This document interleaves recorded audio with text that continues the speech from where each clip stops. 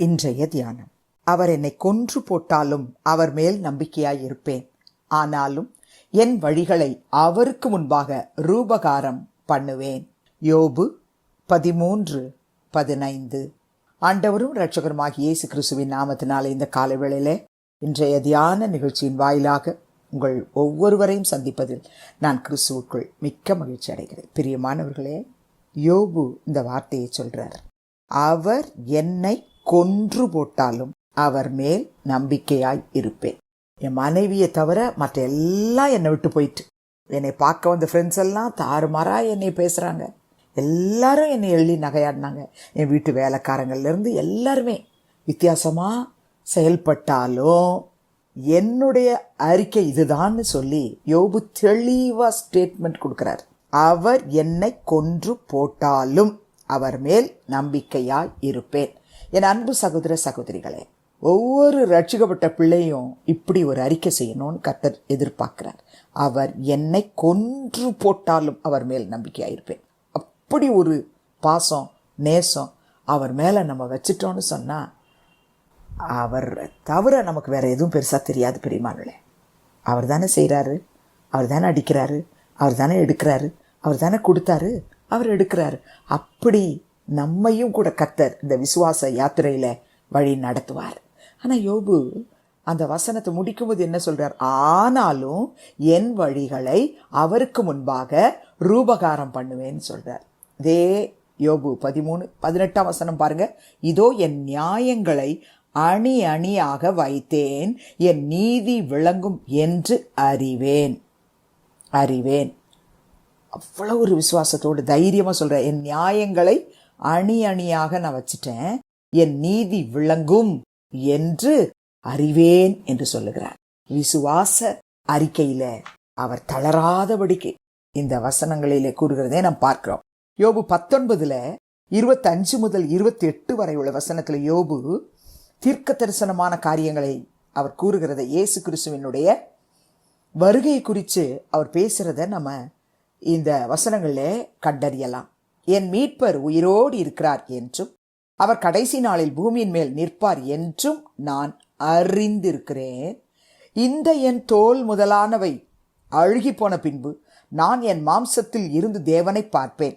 அவரை நானே பார்ப்பேன், அந்நிய கண்கள் அல்ல, என் கண்களே அவரை காணும். இந்த வாஞ்சையால் என் உள்ளிந்திரியங்கள் எனக்குள் சோர்ந்து போகிறது என்று எழுதுகிறார். காரியத்தின் மூலம் எனக்குள் கண்டுபிடிக்கப்படுகையில் நாம் ஏன் அவனை துன்பப்படுத்துகிறோம் என்று நீங்கள் சொல்ல வேண்டியதாமே.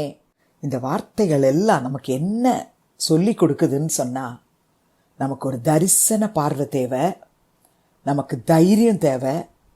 நம்ம கர்த்தருடைய நாமத்தின் மேல், கர்த்தர் மேல் நம்ம எந்த அளவுக்கு வாஞ்சை உடையவர்களாக இருக்கிறோம், அவருடைய வருகையை குறித்த வாஞ்சை உடையவர்களாக இருக்கிறோமா, நம்ம அதை எதிர்பார்த்து கொண்டிருக்கிறோமா, இதெல்லாம் இந்த வார்த்தை நமக்கு நினைப்பூட்டு. பிரியமானே, நீங்க யோபு 23:10 வசனத்தை பாருங்க. யோபு சொல்றார், ஆனாலும் நான் போகும் வழியை அவர் அறிவார், அவர் என்னை சோதித்த பின் நான் பொன்னாக விளங்குவேன். ரட்சிக்கப்பட்ட சகோதரனே சகோதரியே, நம் ஒவ்வொருவருடைய வாழ்க்கையிலும் நாம எதை இழந்தாலும் ஒரே ஒன்றை இழக்கக்கூடாது, அவர் மேல வச்சிருக்கிற நம்பிக்கை. நான் போகிற வழியை அவர் அறிவார். அவருக்கு தெரியாம ஒண்ணுமே நடக்கல என் லைஃப்ல, எல்லாமே அவருக்கு தெரியும். அவர் அறிஞ்சுதான் நடக்குது. அவர் அறிவார். அவர் என்னை சோதித்த பின் நான் பொன்னாக விளங்குவேன் என்று சொல்லுகிறார். ஆம், எனக்கு அன்பார்ந்தவர்களே, அவர் நம்மளை சோதித்த பிறகு நீங்களும் நானும் பொன்னாக விளங்கத்தக்கதாக நம்மளை நம்ம அர்ப்பணித்து இன்னைக்கு ஜெபிக்க போகிற. ஆண்டவரே, அந்த நம்பிக்கையிலே நான் வாழ, விசுவாசத்திலே வாழ, தைரியத்திலே வாழ, தரிசன கண்களோடு வாழ, விசுவாச கண்களோடு கூட வாழ, உம்முடைய வருகையை எதிர்பார்த்து கொண்டு வாழ எனக்கு கிருபை தாரன்னு ஜெபிக்க போகிறோம். சங்கீதக்காரனாகி தாவீது 23 சங்கீதம் 4 வசனத்துல என்ன சொல்றாரு? நமக்கு தெரிந்த வசனம் தான். நான் மரண இருளின் பள்ளத்தாக்கிலே நடந்தாலும் பொல்லாப்புக்கு பயப்படேன், தேவரீர் என்னோடே கூட இருக்கிறீர், உமது கோலும் உமது தடியும் என்னை தேற்றும். ஆமெனக்கன்பார்ந்தவர்களே, எந்த சூழ்நிலையா இருந்தாலும் நான் பயப்பட மாட்டேன். அவர் என் கூடவே இருக்கிறார். அவருடைய கோல், அவருடைய தடி இது என்ன தேற்றும். இந்த நம்பிக்கை நமக்கும் கர்த்தர் இன்னைக்கு தரணும் பிரியமானவர்களே. அதுக்காகத்தான் நம்ம இன்னைக்கு முழுக்க ஜெபிக்க போகிறோம். நீதிமொழிகளின் புத்தகம் 14ஆம் அதிகாரம் 32ஆம் வசனத்திலே பின்பாகத்திலே சாலமோன் ஞானி எழுதுகிறார், நீதிமானோ தன் மரணத்திலே நம்பிக்கை உள்ளவன். ஆம், எனக்கு அன்பார்ந்த சகோதர சகோதரிகளே, யோபுவுக்கு அந்த நம்பிக்கை இருந்துச்சு, தாவீதுக்கு அந்த நம்பிக்கை இருந்துச்சு. இப்ப சாலமோன்னு சொல்றான். என்ன சொல்றான்? துன்மார்க்கன் தன் தீமையிலே வாரிக்கொள்ளப்படுவான், ஆனா நீதிமானோ தன் மரணத்திலே நம்பிக்கை உள்ளவன். புதிய ஏற்பாட்டு விசுவாசிகள் ஆகிய நமக்கு அப்போஸ்தலனாகிய பவுல் எழுதின ஒரு வார்த்தை நல்ல ஞாபகத்துல இருக்கும். ரோமர் 8:38-39. மரணமானாலும் ஜீவனானாலும், தேவ தூதர்களானாலும் அதிகாரங்களானாலும் வல்லமைகளானாலும் நிகழ்காரியங்களானாலும் வருங்காரியங்களானாலும் உயர்வானாலும் தாழ்வானாலும் வேறெந்த சிருஷ்டியானாலும் நம்முடைய கர்த்தராகிய கிறிஸ்து இயேசுவில் உள்ள தேவனுடைய அன்பை விட்டு நம்மை பிரிக்க மாட்டாது என்று நிச்சயத்திருக்கிறேன். பவுலுக்கு அந்த நிச்சயம் இருந்தது, யோபுக்கு இருந்தது, தாவீதுக்கு இருந்தது, சாலமோனுக்கு இருந்தது.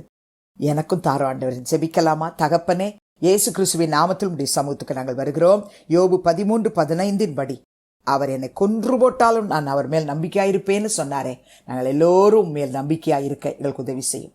எங்கள் வழிகளை உமக்கு முன்பாக ரூபகாரம் பண்ணத்தக்கதாக எங்களுக்கு உதவி செய்யும். எங்களை சோதித்த பின் நாங்கள் பொன்னாக விளங்க எங்களுக்கு உதவி செய்யும்.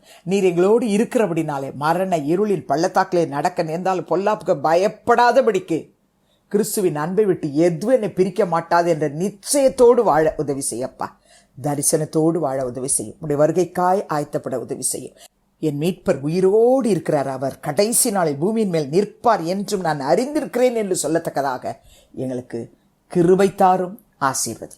இயேசுவின் நாமத்தில் பிதாவே, ஆமென். கிறிஸ்துவுக்குள் பிரியமானவர்களே, இந்த நாளில் கர்த்தர் தாமே உங்களோடு கூட இருப்பாராக, உங்களை ஆசீர்வதிப்பாராக, உங்களை நடத்துவாராக. ஆமென்.